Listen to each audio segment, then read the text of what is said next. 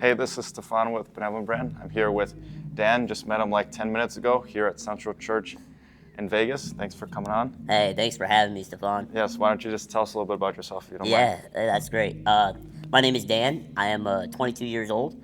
I was born in Rhode Island. I was born with a rare bone condition called osteogenesis imperfecta, or the simple way I put it, it's called brittle bone disease. My bones are really fragile. I've broken over 300 bones in my life. I've had 3 surgeries, just ups and downs, but God has been my solid foundation throughout that whole process of navigating something like a physical ailment like that.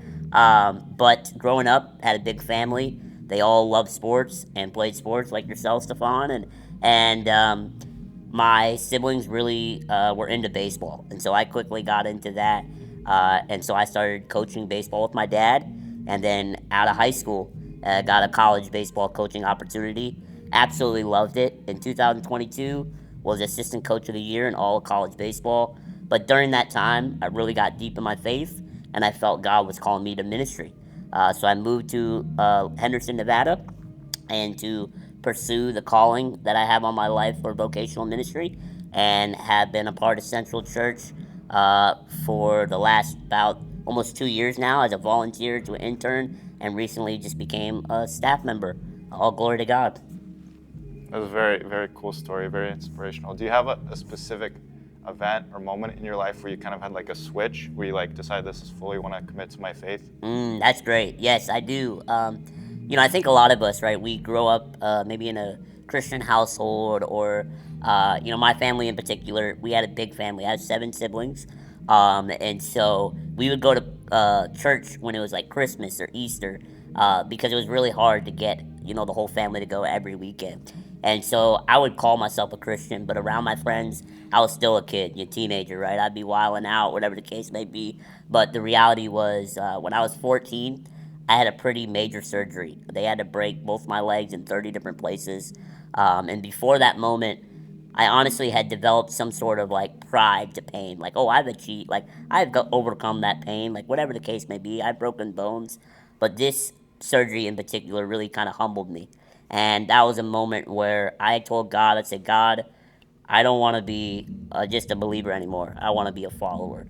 And so I really just gave my life to Christ at that moment to take it to a next step, to become a follower of Christ, and haven't looked back, coming up on 9 years. Wow. And you were telling me, what's the reason you do what you do at church? Yeah, it's a great question. For me, I know, so the specific team that I serve under is the care team, and we journey with individuals that may have lost a family member or are in hospital, or we actually even have a 24-hour prayer line, or we give people spiritual next steps or prayers.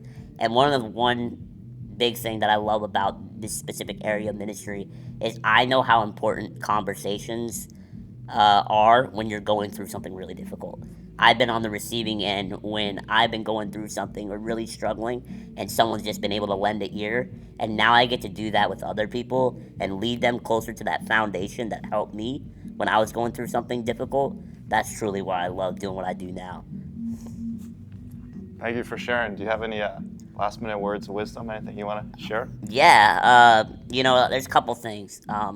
One thing I truly live by, I believe that there's only 2 things in life you can control: your effort and your attitude, how hard you try, and how you respond to things. Right? I believe that I was born with my disease for a reason, and I'm going to live every day like it's my last and serve God, love people, point people to Jesus, because I believe He is the true hope and the true joy that we all need, no matter what our circumstances are. And so, to anybody that may not know Jesus yet, or maybe you feel like you're in a rut, you know Him, but you just don't feel it, keep going one day at a time. He loves you, He has a unique plan and purpose for your life, and the best is yet to come. Thank you for sharing. Dan also ran us through communion, so thank you for that. Yeah, Thanks absolutely. thanks for coming out and give you a fist bump. Yeah, of course, man. God bless. Let's God bless.